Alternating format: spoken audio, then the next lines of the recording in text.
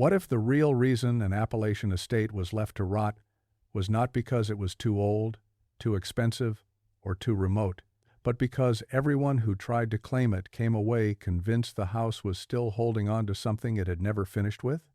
Before we dive into this story, make sure to subscribe and leave a comment on where in the world you are watching from today.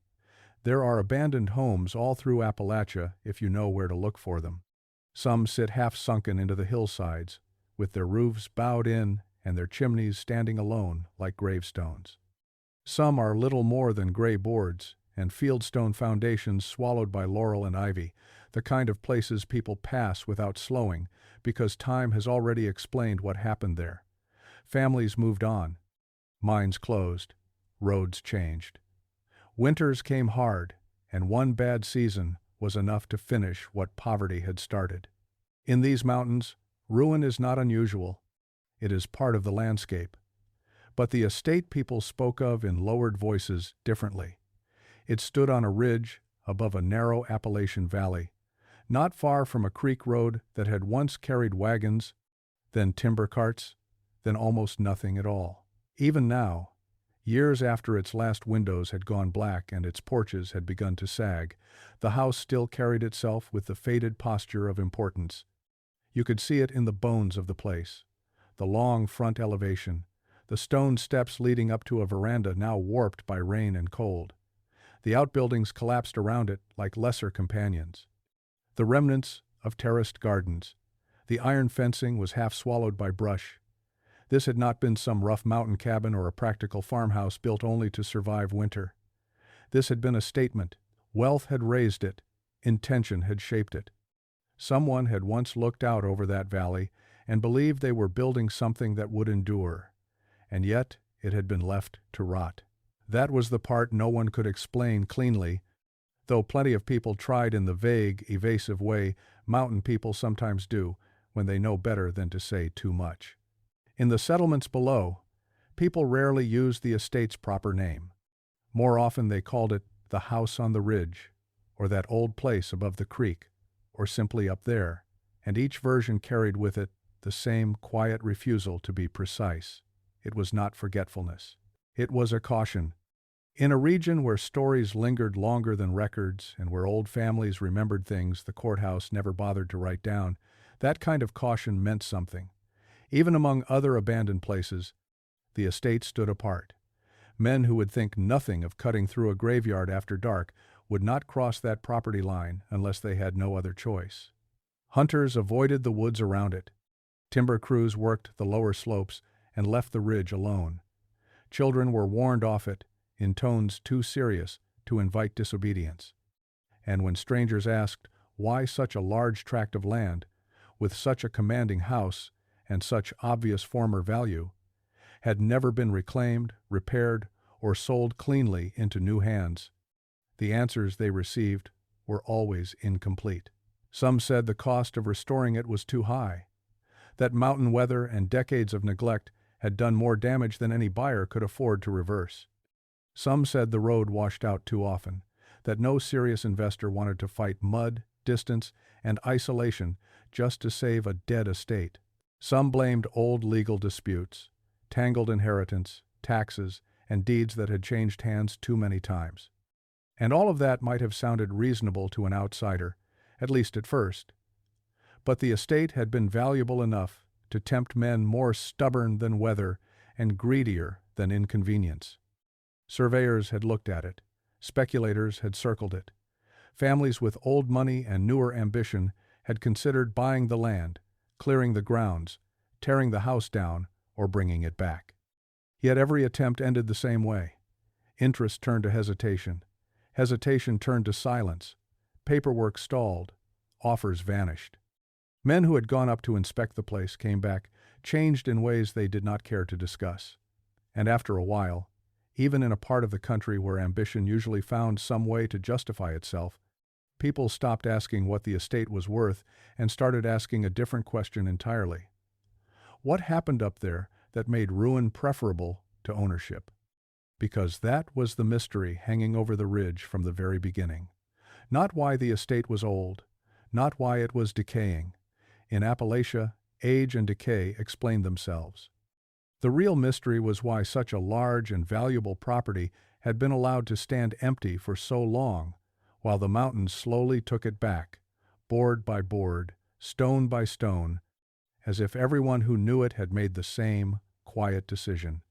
Better to leave it alone. Better to let it rot. The man sent to assess its worth was named Edwin Mercer, and if there was anyone suited to stripping mystery from an old property and reducing it to figures on a page, it was him. Edwin was 41 years old in the autumn of 1907, a property evaluator and structural surveyor based out of Lexington, Kentucky. Though his work took him all over the Upper South and into parts of Virginia, Tennessee, and West Virginia, whenever money and land were involved. He was not a romantic by temperament, and that mattered. Men of a more imaginative nature sometimes made poor judgments around old houses, allowing the atmosphere to cloud what should have been practical thinking. Edwin did not have that weakness. He believed that most things, given enough patience, could be understood, measured, priced, and explained. He was a large-framed man, not especially handsome, but solid in the way that inspires confidence. Years of climbing through attics, crossing unstable floors, crawling under sagging porches, and walking half-collapsed farm roads had given him the kind of hard, durable build that comes from steady labor rather than deliberate exercise. His hair, already showing gray at the temples, was kept short and neat. He wore a dark wool coat when the weather called for it, good leather boots, and carried himself with a kind of restrained orderliness that made even his silences seem deliberate. His hands were broad and scarred from practical work, though he was no carpenter. He knew buildings the way some men know livestock or machinery, by the sounds they made under strain, by the way timber warped, by the age of mortar, and by the subtle signs that told you whether a foundation was settling or a roofline was preparing to fail. He had been sent by a Louisville investor named Charles Bellamy, a man who had recently begun acquiring neglected properties in remote parts of Kentucky and Tennessee, either to resell the land, reclaim the timber rights, or restore the more impressive structures into private retreats for wealthy buyers from the cities. Bellamy had heard of the estate through county records and through a bank clerk who mentioned, almost in passing, that a substantial tract of Appalachian land had sat untouched for longer than seemed reasonable. That was enough to interest him. Men like Bellamy tended to believe that any property left idle for too long represented hidden value, waiting for someone practical enough to seize it. So he had hired Edwin to inspect the estate, assess the condition of the house and grounds, estimate restoration costs, and determine whether the whole matter was worth pursuing. Edwin accepted the assignment with no more feeling than he would have given any other job. He had seen old plantation houses sinking into river soil, mountain inns gutted by rot, and family manors emptied by lawsuits and neglect. He had walked through enough grand, ruined buildings to know that people nearly always attach stories to decay. A house stood empty too long, and before long neighbors were speaking of bad luck, family curses, strange sounds in the walls, or one tragedy inflated by retelling until it took on the shape of legend. Edwin had heard all of it before. In his experience, there was almost always a simpler explanation: mold that made people ill, weak beams mistaken for footsteps, settling foundations that produced uncanny sounds at night, isolation, memory, and fear, doing what they have always done best, which is to make ordinary things feel supernatural. That was why Bellamy liked him. Edwin did not come back from a site talking about feelings. He came back with measurements, cost estimates, sketches, and conclusions. If a place was sound, he said so. If it was failing, he could usually tell you exactly how and what it would cost to put it right. He was not careless, but he was fearless in the practical sense, the way a man becomes when he has spent too much time among hazards that can be named. A loose stair, a hidden well, a chimney on the verge of collapse, a floor that looked steady until it accepted your weight and gave way. These were dangers Edwin respected because they were real. Whispered warnings from mountain people did not concern him. He had no patience for superstition, no interest in local folklore, beyond the extent to which it might explain why a place had been neglected. When he first heard that the estate had developed a reputation among the locals, he did not find that troubling. He found it useful. Fear depressed prices, rumor kept curious buyers away. The more a property was burdened by stories, the more likely it was that a man with clear eyes and enough nerve could acquire it cheaply and profit well. That, at least, was how Edwin saw it as he made his preparations. He packed the way he always did: surveying tools, a notebook bound in dark leather, a folding rule, a small pry bar, chalk for marking damage, a lantern, spare lamp oil, a revolver more for stray dogs and isolated roads than for any expected threat. He traveled light but deliberately, each item chosen because he had needed it before. There was comfort in that routine, in the familiar order of work before arrival. By the time he set out toward the mountains, Edwin Mercer believed he understood exactly what kind of place he was going to see: an old Appalachian estate, a neglected property, a structure with more local mythology attached to it than structural integrity. Whatever mystery had caused other men to hesitate, he was certain it would not survive close inspection. That confidence would not leave him quickly, which was perhaps the most important thing to understand about Edwin from the beginning. He was not the kind of man who frightened easy, and he did not arrive at the estate looking for darkness. He arrived looking for value. He intended to measure the place, reduce it to practical terms, and leave with an answer. In his mind, the house was only a house, the land only land, and whatever stories had gathered around the ridge were nothing more than what people invented when ruin lasted long enough to make them uncomfortable. The nearest settlement to the estate was little more than a bend in the road with a name people used out of habit rather than conviction. Black Holler was what it appeared as on county maps, though even that seemed more official than the place deserved. It sat low in the valley, where the creek widened just enough to turn an old mill wheel in better years, and by the time Edwin Mercer arrived there in the first week of October 1907, it consisted of a feed store, a smithy, a church with a leaning bell tower, 3 or 4 family houses clustered close together, and a boarding house that doubled as the nearest thing the settlement had to a public gathering place. Smoke rose from a few chimneys. Chickens moved in the road with more confidence than most of the people did. The whole place had the look common to mountain communities that had learned to endure by keeping their lives small, practical, and close to what they could carry through a hard winter. Edwin came in by wagon just before dusk, his case of instruments beside him and a coat pulled tight against the sharpening cold. The driver who had brought him up from the rail town below, a narrow-faced man named Amos Reed, had spoken little through most of the trip. But when the ridge road came into view, and the dark line of higher country rose beyond the valley like a wall, Amos finally cleared his throat and asked, without looking over, if Edwin meant to go up to the old estate. Edwin said he did. That was enough to silence the man again, though not before a certain expression crossed his face, something between disapproval and resignation. It was not the look of someone hearing foolishness for the first time. It was the look of someone who had heard it before and knew there was no profit in arguing with a man who believed himself immune to the sort of danger being discussed.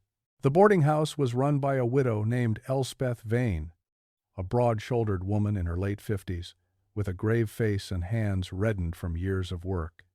She took Edwin's money, showed him to a plain upstairs room, and asked no questions until supper, when he came down to the common table and found half a dozen locals eating in that quiet, deliberate way country people sometimes do around a stranger.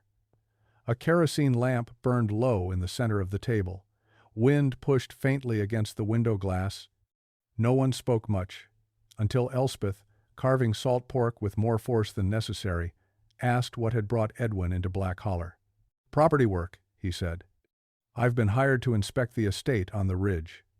The room did not go silent all at once. It narrowed into silence. Forks slowed, eyes lifted, then dropped. One of the men at the table, a stooped farmer with white in his beard and a missing thumbnail on his left hand, set down his cup and stared at it, as if something in the wood grain had suddenly become interesting. Elspeth was the one who answered. You mean the house up there? Edwin nodded. That's right. She did not say the name, and Edwin noticed that none of the others did either. The omission was so consistent it ceased to feel accidental almost immediately. The house on the ridge, the place above the creek, that old property. Each person who referred to it did so indirectly, stepping around the name as though it had edges. A younger man named Caleb Rusk, who worked with one of the logging outfits farther north, gave a short laugh with no humor in it. Then you've been sent on poor business. Edwin asked what that meant. Caleb looked toward the others, before answering, the way a man does when he is about to say something he has no wish to stand alone in. Means men have been going up there and coming back with less certainty than they took with them. That's all. It was vague enough to irritate Edwin. He asked if the road was impassable or if the structure was more damaged than county records suggested. That at least would have been useful information. But the answers he got refused the shape of a practical warning. An older woman near the stove, Mrs. Harlan, whose family had lived in the valley for as long as anyone could remember, said the road was still passable in dry weather. The house itself, she said, had stood through worse storms than any of them. A deacon from the church remarked quietly that rot alone had never been the issue. Another man said he had known two brothers from Pike County who had come out 15 years earlier hoping to buy the tract and salvage the timber. They stayed on the property 3 nights and left before dawn on the 4th, abandoning tools, wagons, and half their supplies. He did not know what they had seen, only that one of them started drinking afterward, and the other stopped speaking above a whisper for the better part of a year. Edwin asked the obvious question then, what exactly happens up there? No one answered it cleanly. That was what unsettled him, though only faintly at first. If these had been simple mountain tales, he would have expected details. A woman in white, at an upstairs window, voices in the orchard, graves behind the house, something shaped enough to dismiss. Instead, he got fragments. People saying the place felt wrong after sundown. That sounds carried strangely on that ridge. Those men who stayed too long began losing track of time, or forgot why they had gone from one room to another, or woke in parts of the house they did not remember entering. One local carpenter had been hired years earlier to inspect the porches and never returned to finish his estimate. He came back down the ridge before noon, pale as limewash, claiming there were spaces in the house that did not measure properly. Another man, long dead now, had once said the estate did not scare you at first. It just made you less sure of yourself, then less sure of your memory, and by the time you noticed the difference, the place already had hold of some part of you. Elspeth Vane, who had said the least until then, finally wiped her hands on her apron and looked directly at Edwin. It's not that the house kills everybody who goes up there, she said. If that were the case, curiosity would have burned itself out years ago. It's worse than that. Edwin waited. She held his gaze. It lets most men come back. The lamp flame shifted in a draft and threw shadows unevenly across the walls. No one at the table smiled. No one contradicted her. That, more than the words themselves, gave them weight. This was not one person's superstition or one family's private grievance. The unease was communal, old, repeated enough times that it had hardened into habit. Even the men who seemed embarrassed by it still deferred to it. Edwin tried once more to force the matter into practical terms. He asked whether the estate had a history of violence, of legal disputes, of some fever or chemical contamination, or old crime buried under local rumor. But the people in that room did what mountain people sometimes do when they feel a truth is either too large or too useless to explain to an outsider. They let the question pass between them unanswered. Not out of ignorance, out of refusal. By the end of the evening, Edwin had learned almost nothing he could write in a report. No one could tell him why such a large and valuable estate had truly been left to ruin. No one gave him a story that fit neatly inside reason. But he came away with something else, something less useful and harder to dismiss. The fear surrounding the house was not theatrical. It was not the kind that fed on gossip and grew with distance. It had the worn, settled quality of knowledge people had lived beside for a long time. The kind that changed how roads were traveled, how warnings were given, how names were avoided. And when Edwin went up to his room that night, with the boarding house quiet around him and the valley wind pressing softly at the windows, he found himself thinking not about ghosts or curses or any of the nonsense he had expected to hear, but about the expression on those faces when he mentioned the estate. Not panic, not excitement, something heavier than that. The look of people who believed, with complete seriousness, that a place could alter a man if he stayed within it too long, and that whatever stood rotting on the ridge above Black Holler had been proving that fact for years. Edwin Mercer left Black Holler shortly after sunrise beneath a sky, the color of cold tin, with a mule carrying his satchel, instruments, and enough provisions to keep him on the ridge through the better part of 2 days if necessary. The road out of the settlement followed the creek for a time, winding through stands of sycamore and poplar whose leaves had already begun to yellow at the edges, then broke sharply uphill where the valley narrowed and the trees pressed closer. It was not the sort of road built for comfort. At some point, years earlier, money had been spent on it. Edwin could see that much in the cut of the grade, in the old stonework that still held along parts of the embankment, and in the way the switchbacks had been laid out, with the confidence of someone who expected regular traffic and did not mind the expense. But neglect had reclaimed most of that intention. Gullies had opened where rainwater bit through the packed earth. Branches hung low across the path. In places, the mountain seemed to be taking the road back a little at a time, pulling it into itself with patient force. The higher he climbed, the quieter it became. That in itself was not unusual. There are stretches of Appalachian high country where sound seems to settle differently, where the forest absorbs more than it returns. But this quiet had a shape to it that Edwin did not like, though he would not yet have admitted as much even to himself. It was not merely the absence of birdsong or the hush of wind before weather. It felt arranged somehow, as if the ridge ahead kept its own atmosphere separate from the valley below. The mule noticed it too. Twice the animal slowed without command, ears angled forward, nostrils flaring toward the trees. The first true view of the estate came late in the morning, when the road curved around a shoulder of the mountain and the timber thinned just enough for the ridge crest to reveal itself. It stood farther back from the edge than Edwin had expected, set on a broad shelf of land carved into the mountain as if the builders had refused to let the terrain dictate terms.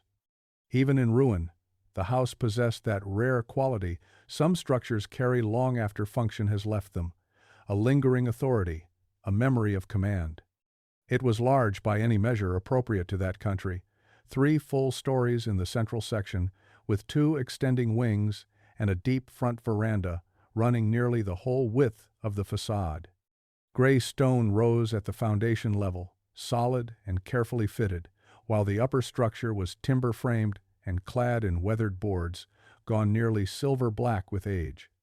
2 tall chimneys climbed at either end, and a third stood near the rear, thicker and more severe than the others, suggesting some larger interior hearth or service structure buried deeper in the plan. At first glance, the architecture was handsome in the formal way of wealth imported into the mountains. Not plantation grand, not in the southern lowland sense, but ambitious, cultivated, and designed by someone who wanted refinement without surrendering fortress-like permanence. The windows were tall and narrow, their proportions elegant, their trim once decorative though now cracked and peeling.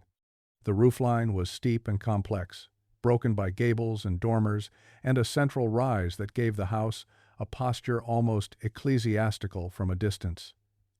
It had not been built by local habit alone. Someone with money, taste, and a need to dominate the ridge had shaped this place. And yet the longer Edwin looked at it, the less settled the design became. The symmetry was not quite right. That was the first thing he noticed, once the initial impression of grandeur passed. The left wing projected a little farther than the right, though not enough to explain the unease it created. Several windows on the upper floor seemed fractionally misaligned, not by the obvious sag of later settling, but by original placement. The veranda posts marched across the front in dignified sequence, until, near the center, the spacing changed for no reason Edwin could see.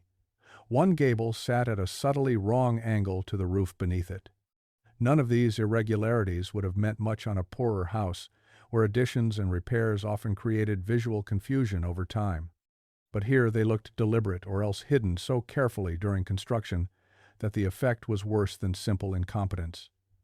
The house did not appear broken. It appeared composed according to a logic that was only slightly out of step with the eye that tried to read it. That was what made it feel watchful.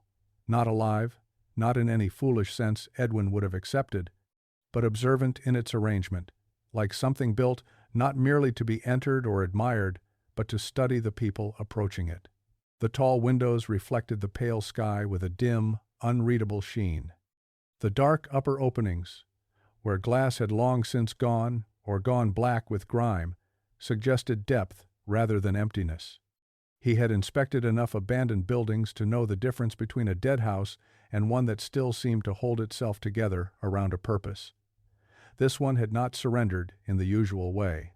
It was decaying, yes, but with a kind of selective dignity, as though certain parts of it had been allowed to fail, while others remained under a discipline Edwin could not account for. The grounds only deepened that impression. A broad carriage sweep, now broken by weeds and half-collapsed beneath washouts, curved before the front steps in a gesture of faded ceremony. Beyond it lay the remnants of terraced gardens descending in long, stone-edged bands down the slope, their walls still visible beneath briar and laurel. Iron fencing emerged from the brush in stretches. Leaning and broken, but once expensive, ornamental work was brought into a place where such things had no practical purpose except display. To the east stood what had been a stable or carriage house, its roof mostly fallen in, though the lower stone walls held. Farther off, half hidden by encroaching trees, Edwin saw a smokehouse, a long shed, and what looked like the remains of a greenhouse or conservatory, the frame warped and emptied of glass. All of it suggested scale beyond local necessity. This had not been a mountain family building for weather and distance. This had been an estate in the full sense of the word, a designed environment, with every outbuilding and wall placed to support not just living but presentation. Yet now those outbuildings sagged, the terraces lay choked, and the road up the ridge bore barely enough use to prove it still existed. It felt less like abandonment than withdrawal, as if life had been drawn out of the property in an orderly retreat, leaving the structure of intention behind. The mountains around it rose steep and close, black with oak and hemlock, their slopes folding inward until the estate seemed not elevated but enclosed, held within a basin of timber and stone despite its commanding perch. Mist still clung in the farther hollers, where the sun had not yet burned through. The valley below had vanished from view. Up there the world felt narrowed to the ridge, the house, the silent grounds, and the forest hemming all of it in. Edwin heard no axe stroke from distant camps, no dog, no church bell from Black Holler, not even the ordinary fussing of birds in the trees. The silence did not feel empty. It felt occupied. He dismounted at the lower edge of the carriage sweep and stood for a while without moving, taking the place in with the practiced eye of a man trained to read construction, settlement, and decay. He marked the sag of the veranda roof, the likely water intrusion along the west side, the cracked stone at the front steps, and the evidence of years without proper drainage. He told himself, as he always did, that such observations were reality and everything else was atmosphere. But even as he stood there listing practical faults in his mind, he could not shake the impression that the estate concealed more than simple ruin. Its lines withheld something. Its grounds seemed arranged to obscure as much as they revealed. Paths disappeared into overgrowth, only to reappear farther off in places that made little sense. Sections of the ridge behind the house were screened by dense, evergreen plantings, too deliberate to be natural.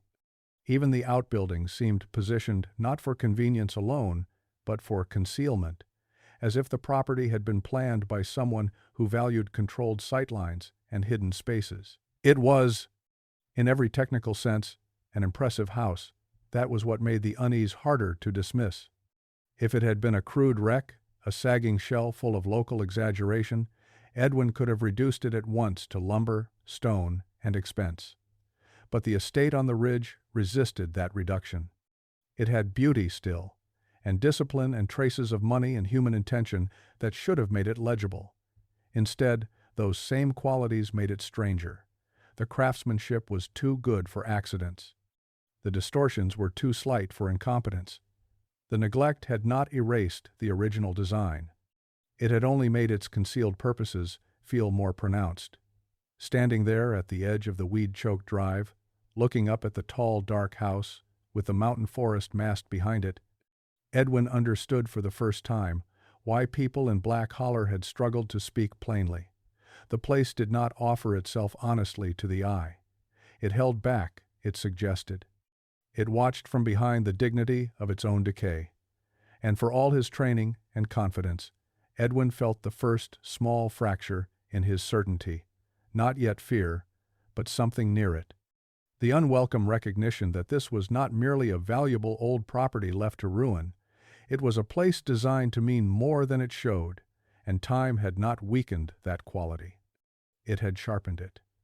Edwin entered through the front doors only after forcing one of them inward with his shoulder, the swollen wood dragging hard across the floorboards before giving way with a long, reluctant groan.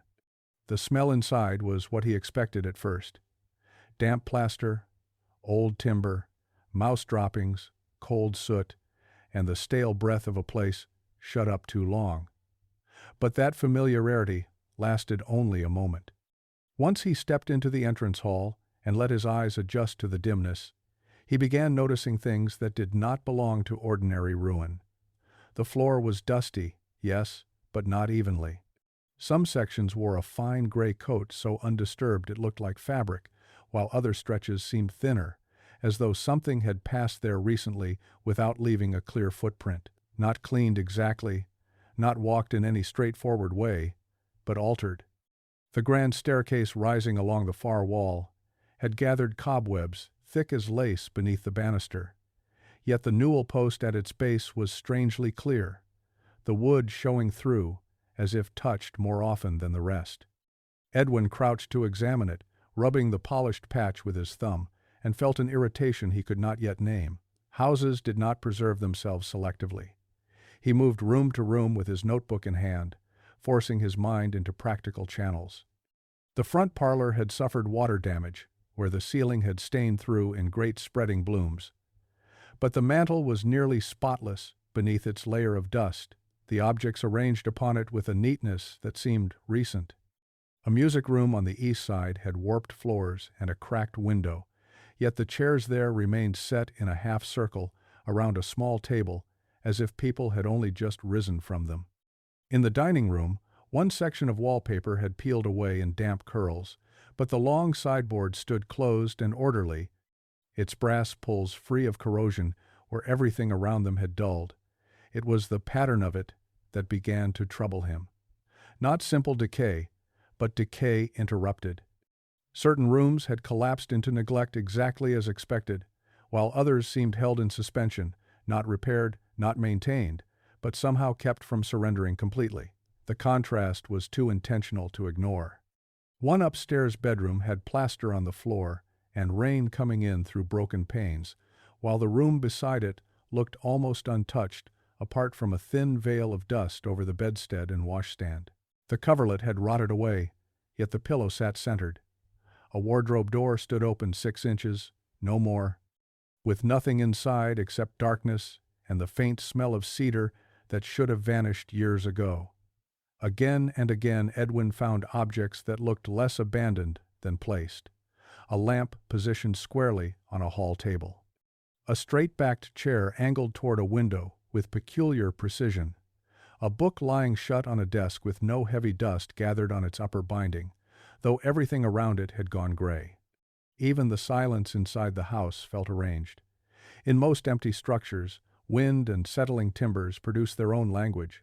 Here, sound seemed to stop short, absorbed into the walls before it could fully form. By the time Edwin reached the upper landing, he was no longer thinking of the estate as a ruined property in any ordinary sense. It still looked abandoned. It still carried the marks of time and weather. But abandonment was no longer sufficient as an explanation. Too many things felt withheld from decay rather than spared by chance. Too many rooms gave the impression not of being forgotten, but of being kept in readiness. And standing there in that dim upper hall with the house stretching away around him, Edwin had the first clear sense that whatever had left this place empty had not truly left it vacant.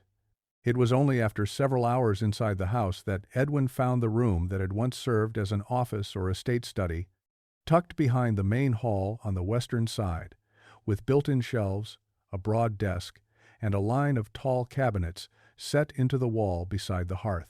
The windows there were so coated with age and grime that the daylight came through weak and yellow, making the whole room feel preserved under old water. At first glance it seemed no different from the rest of the house, another chamber surrendered to dust and time. But when Edwin forced open one of the cabinets, he found papers still stacked inside in careful bundles, tied with rotted ribbon and sealed in cracked leather folios, as though whoever had last ordered them had expected to return. That was where the estate began to tell on itself. The earliest documents dated back to the 1840s, deeds and receipts bearing the name of a man called Silas Vane, who had acquired the ridge tract and built the original house before expanding it over the next decade into the larger estate that now stood decaying around Edwin. The handwriting in the ledgers was disciplined and severe, each page recording labor costs, stone deliveries, timber purchases, ironwork, imported glass, and later, more unusual entries. Payments made to surveyors for repeated measurements of the western slope, notes about alterations to interior dimensions, orders for extra locks, reinforced doors, and masonry work in sections of the house that did not correspond neatly to the visible floor plan.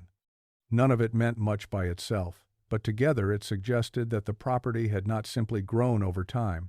It had been revised, corrected, adjusted toward some end that the records only hinted at. The family letters were still strange. Edwin read by the dim window light, one page after another, and watched the history of the estate turn inward on itself. Silas Vane died in 1858, and ownership passed to his son, Gideon, who wrote in increasingly unsettled language about certain rooms refusing to remain as remembered, about drafts where no seams could be found, and about servants quitting without notice. After Gideon's death, the property went to his sister Eleanor, who lasted less than 2 years before leaving for Louisville, under circumstances no letter explained plainly. One surviving note from a family attorney stated only that Miss Vane declined ever to sleep under that roof again and considered the ridge permanently unsuitable for residence. After that, the house began changing hands in a rhythm Edwin could only describe as broken repetition. A cousin inherited and tried to restore the grounds. He died of a fall from the upper veranda, though another letter mentioned that he had become sleepless in the final weeks and insisted someone was entering locked rooms after midnight. A Nashville speculator bought the property at a reduced rate in 1873, intending to develop timber and sell the house as a summer retreat. His correspondence stopped abruptly after less than 4 months. County notes showed the holding transferred again through a bank settlement. In 1881, a physician named Dr. Horace Bell rented the estate for a year, claiming the mountain air would aid his wife's health. 6 months later, the wife was dead of what the record called nervous collapse, and Bell left before winter without collecting half his furnishings. Edwin found newspaper clippings folded into a ledger from the 1890s, brittle and browned, reporting little in direct terms, but enough to make the pattern impossible to ignore. Prospective buyers withdrawing at the last moment, contractors refusing to continue work after only days on site, a caretaker disappearing for 3 nights and returning on foot from a neighboring county with no memory of how he had gotten there, an heir challenging the title only to forfeit his claim voluntarily after a single visit. Again and again, the estate drew interest, then broke it. Men arrived with plans, figures, legal authority, and practical ambition, and left with less certainty than they had brought. The most disturbing documents were the journals. There were 3 of them, written by different hands across different decades, yet all circling the same conclusion without ever naming it directly. One writer described the house as resisting habitation, not through open violence, but by eroding sequence and confidence. Another wrote that the place did not frighten people all at once. It unsettled memory at first. You forgot where you had placed objects. Then why did you enter a room? Then which corridor led back to the stairs? By the time fear came, it was already working from weakened ground. A final journal, unsigned and dated only 1896, contained a line Edwin read several times before setting the book down. The estate need not kill to remain empty. It needs only to persuade each generation that leaving is wiser than staying. That, more than anything else, clarified the mystery. The house had not been left to rot because no one wanted it. On the contrary, plenty of people had wanted it. Wanted its land, its timber, its stature, its former elegance, the obvious value still visible beneath the rot. But every serious attempt to reclaim it had ended the same way, in breakdown, in sudden retreat, in death that records softened and families refused to explain. Neglect had not happened by accident. It had become policy, even if no one ever wrote it plainly. The estate was not abandoned once. It had been abandoned repeatedly, generation after generation, by people who reached the same conclusion from different directions. Better to lose the property than remain inside it long enough to understand why it would not be kept. It was late in the afternoon when Edwin first realized that one section of the upper floor did not align with the exterior shape of the house. By then he had spent hours moving room to room with notebook, rule, and lantern, measuring walls, counting window placements, and marking load-bearing lines in the practiced way that had served him for 2 decades. The front rooms made sense. The west hall, though slightly irregular, could still be reconciled to the facade below. Even the service stairs and rear chambers, altered over time, followed a logic he could sketch. But the eastern side of the second floor would not resolve. From outside, Edwin had counted 5 tall windows along that wing. Inside, he found only 4 corresponding rooms, and a corridor that ended too soon against a paneled wall.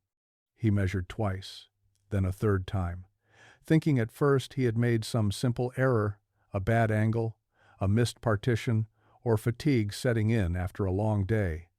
But the figures refused correction. There was space there, a substantial stretch of it, sealed between the visible outer wall of the house and the finished interior passage, and no practical reason for that much enclosed emptiness in a structure built at such cost. He stood in the dim upper hall, one hand against the paneling, listening. At first, he heard nothing.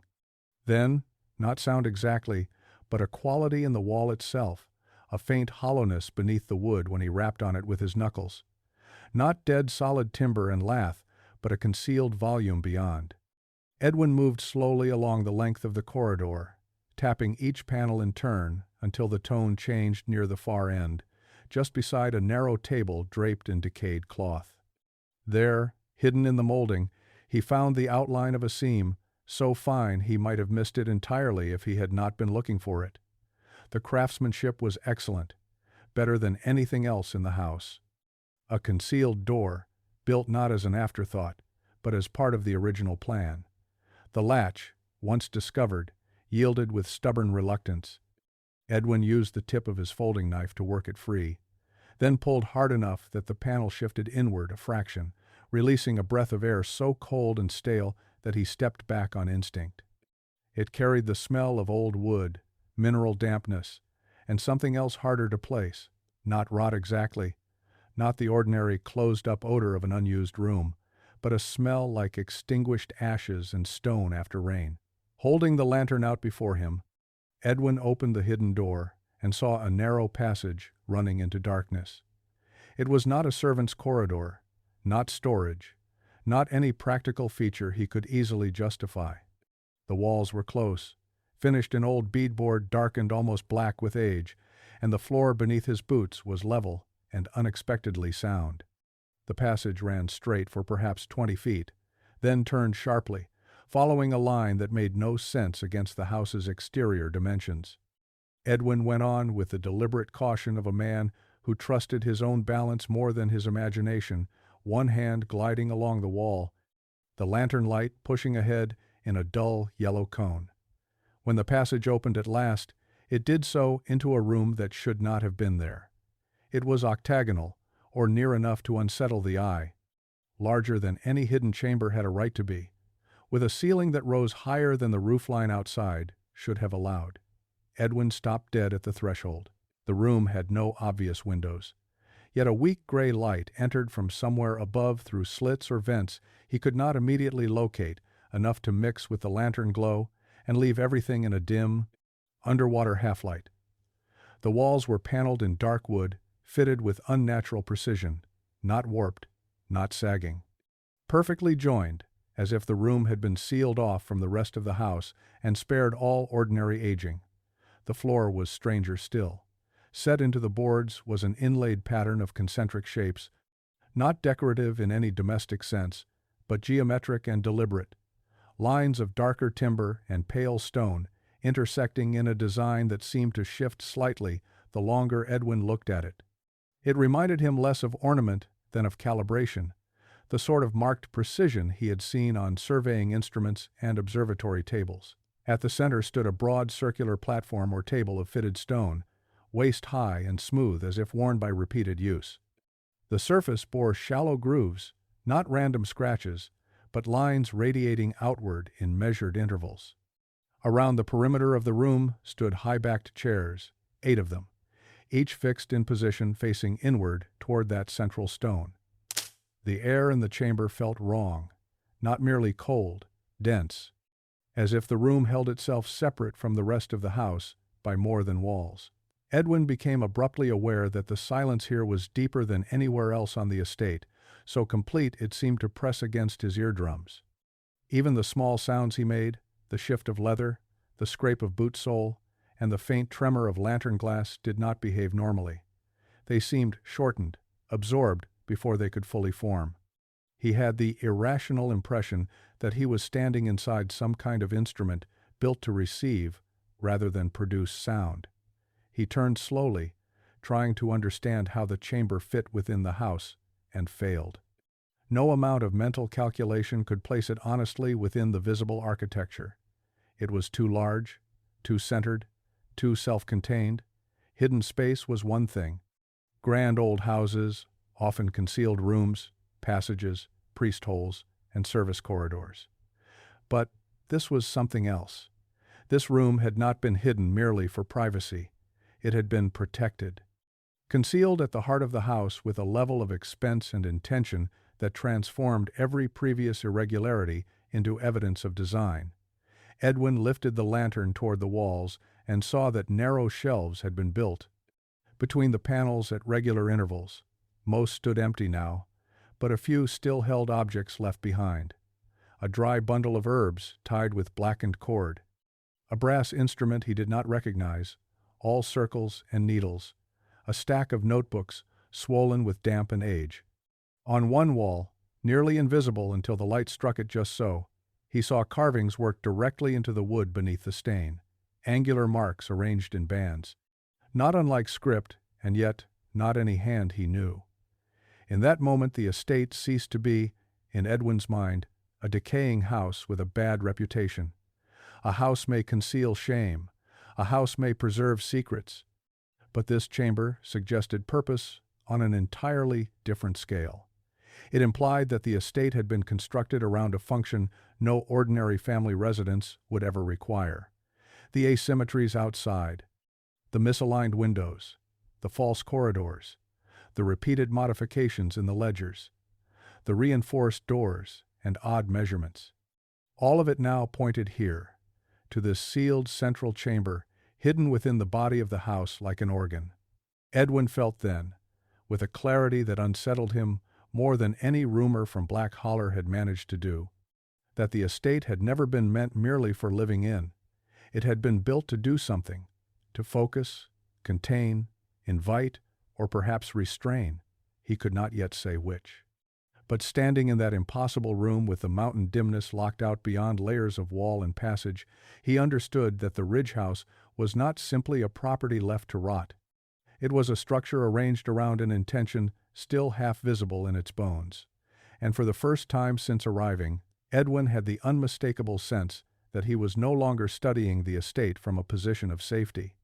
He had stepped into the part of it that explained the rest. And whatever the house had been designed to serve or summon or keep at bay did not feel fully past. It felt paused. Waiting, as the rest of the estate seemed to wait. Not dead and not alive, but held in a state between use and silence, like a trap not yet sprung or a threshold not yet crossed. Edwin had not intended to remain on the ridge after dark. He told himself that more than once as the evening closed in around the estate and the gray light outside the windows thinned toward black. Under ordinary circumstances, he would have completed his first round of inspection, taken his notes, and gone back down to Black Holler before full night settled over the mountain. But the hidden chamber had disturbed the natural order of the day. It had delayed him, absorbed him, and left him with too many measurements half-checked and too many conclusions not yet fit to write plainly. By the time he stepped back into the main hall and glanced at the tall windows beside the front door, the glass had already gone dark enough to reflect the interior like dull mirrors. So he made the practical decision. He would stay the night. There was still enough of the old house intact to make that possible. He chose a downstairs room off the main hall, one with only a single door and windows he could keep in sight, and carried in his bedroll, lantern, notebook, revolver, and a small supply of food. He built a careful fire in the grate after checking the flue as best he could, more for steadiness than heat, and sat for a while at the edge of the room, reviewing his notes from the day. He wrote down dimensions, sketched the hidden door, tried to diagram the octagonal chamber from memory. On paper, the work still looked rational. That comforted him. Numbers had a way of pushing back against the atmosphere. But the house changed after dark.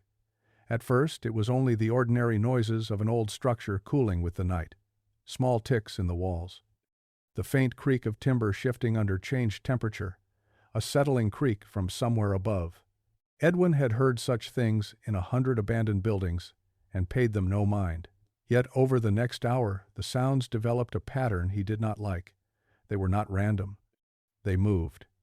A footstep, or something so nearly like one it forced that name into his mind, sounded in the upper hall directly above him. Then another, farther off. Then silence. A few minutes later came a soft thump from the east wing, followed by what sounded unmistakably like a door closing with controlled care somewhere deeper in the house. Edwin looked up from his notes and sat absolutely still, listening with the disciplined attention of a man who refused to rush toward foolish conclusions. The fire cracked. Wind touched the outer wall. Then from the rear of the estate came a sound like slow movement along wood paneling, not scratching exactly, but a measured drag, as if fingers or fabric had passed lightly over a wall while turning a corner.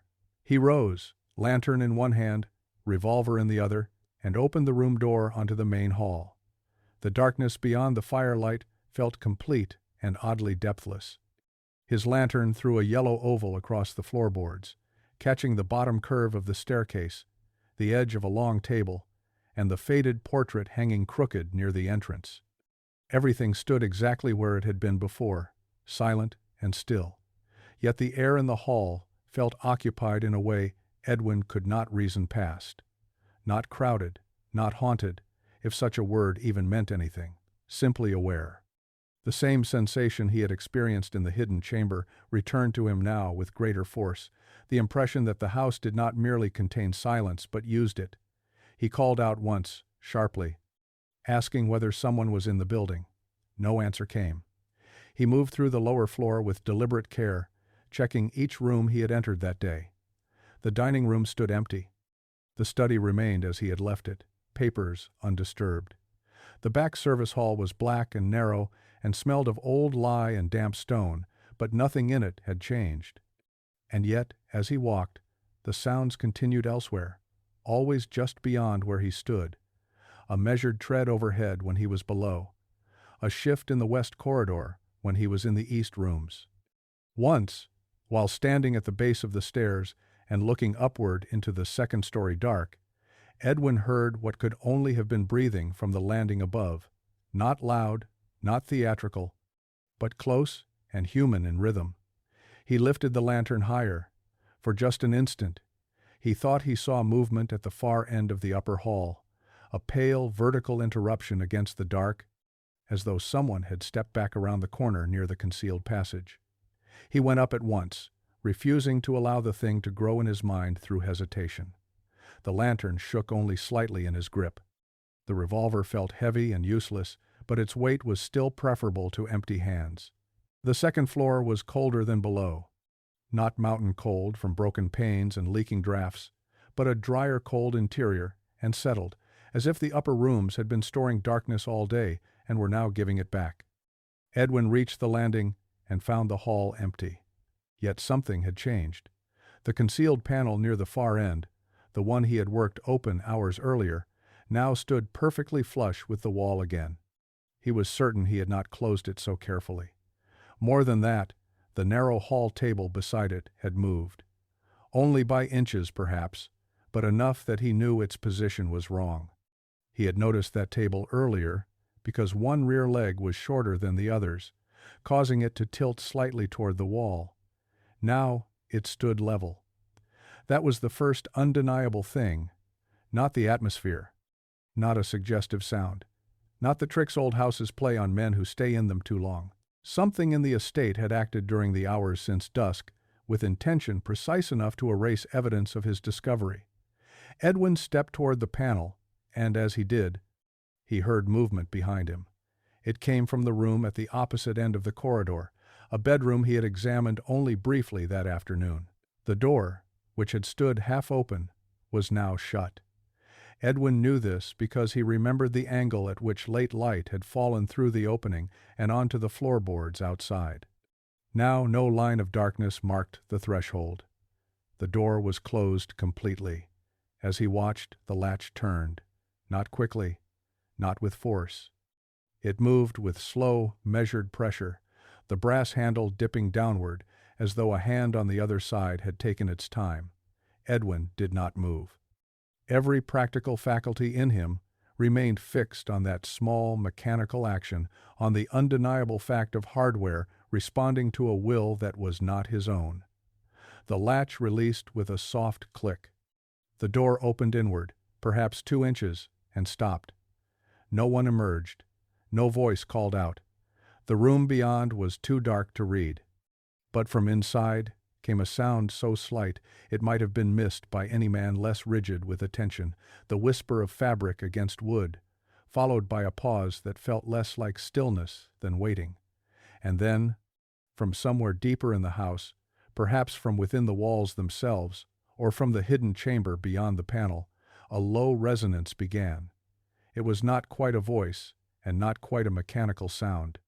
It resembled the hum produced when wind finds the mouth of a narrow passage, yet there was no wind in the house that Edwin could feel. The tone deepened and spread through the corridor until he felt it in the floor under his boots and in the bones of his chest. It carried no words, but it had the unmistakable quality of response. Not random noise. Recognition.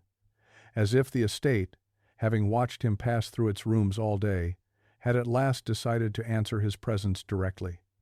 The lantern flame guttered hard in its glass.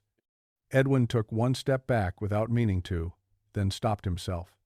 Fear came then, but not the ordinary fear of injury or confrontation. This was something colder and more humiliating, the realization that he had crossed from observing the house into being observed by it in return. That whatever arrangement of wood, passage, chamber, silence, and concealed design made the estate what it was, had ceased treating him as incidental. The humming resonance cut off as suddenly as it had begun. In the silence that followed, the bedroom door eased shut again on its own, slow and careful, until the latch settled back into place. Edwin stood in the upper hall with the lantern shaking, now despite his efforts to steady it, and understood that the boundary had shifted. The unease of the place was no longer general, no longer something that clung vaguely to the ridge or lingered in local warnings. It had become personal. The house had not simply frightened him, it had acknowledged him, and from that moment on, every room he entered, every sound he heard, and every corridor he walked through carried the unmistakable sense that he was no longer alone in a dead space, but inside a structure that had become aware of his attention and was beginning, in its own deliberate way, to return it.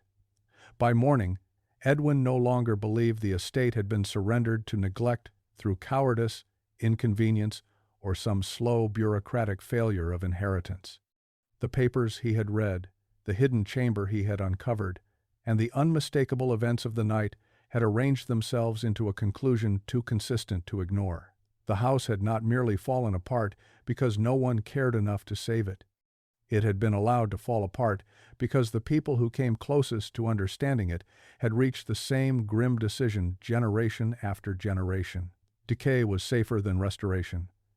That truth sat heavily over everything he now re-examined. The broken veranda, the collapsed outbuildings, the choked terraces, the washed-out road, the missing glass, the rot in the west wing, and the sections of the estate that had been left exposed to weather rather than repaired. None of it looked accidental anymore. Even where effort had once been made, it had always stopped short. Roof patched for a season, then left open. Grounds cleared, then abandoned again. Ownership transferred, but never fully asserted. Men had come with capital, labor, and practical ambition, and yet each campaign to reclaim the place had faltered at precisely the point where real restoration might have begun. The pattern was too exact to be chance. Edwin found the final piece of it in a thin ledger tucked inside the hidden chamber behind one of the fixed chairs, a later document than the others, written in a cramped, urgent hand that suggested a man trying to remain orderly while fear worked steadily against him. It appeared to have been kept by a caretaker, or perhaps a surviving relation of the Vane family, sometime in the late 1880s. Much of it dealt with small efforts to hold the house in controlled ruin.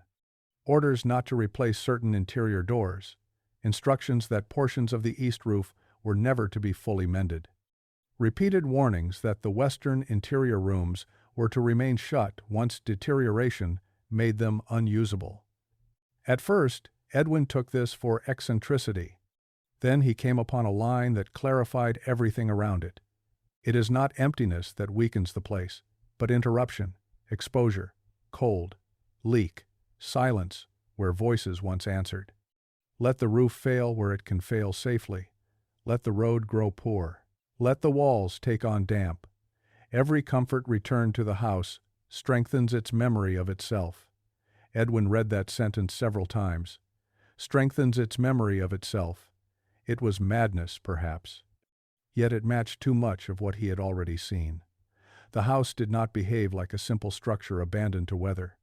It behaved like something that had once operated more completely and had since been deliberately starved of the conditions required to do so.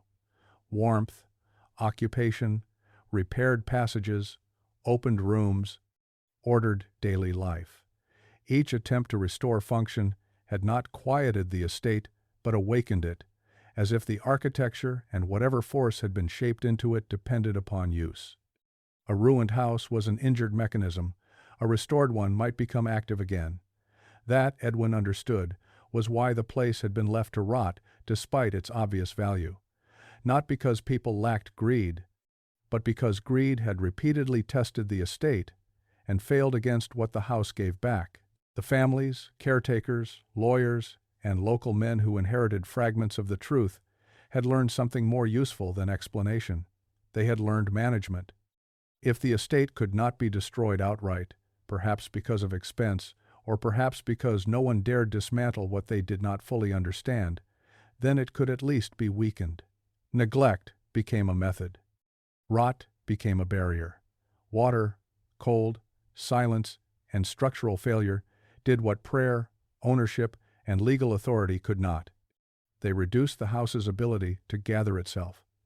That was why no one in Black Holler spoke of saving it, why repairs always halted, why the road was allowed to wash out again and again, why the hidden chamber had been concealed but not celebrated, and the records preserved but never acted upon.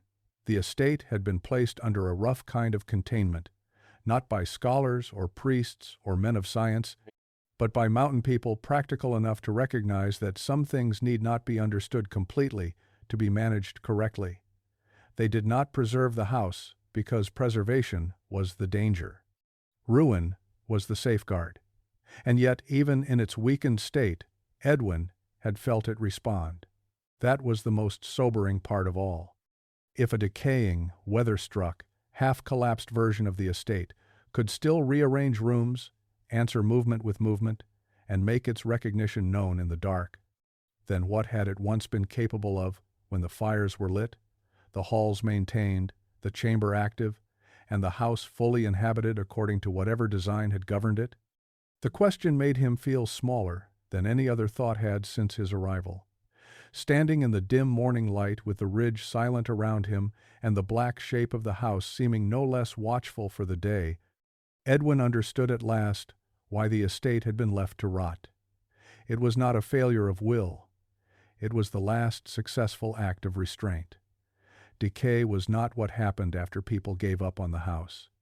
Decay was what they chose in order to keep the house from becoming fully itself again. That was the dark mystery of the Appalachian estate, left to rot. It was not abandoned because people forgot it was there, nor because the land had no value, nor because the house had passed beyond saving in any ordinary sense. It was left to decay because too many people had learned, across too many years and at too high a cost, what happened when anyone tried to bring it back.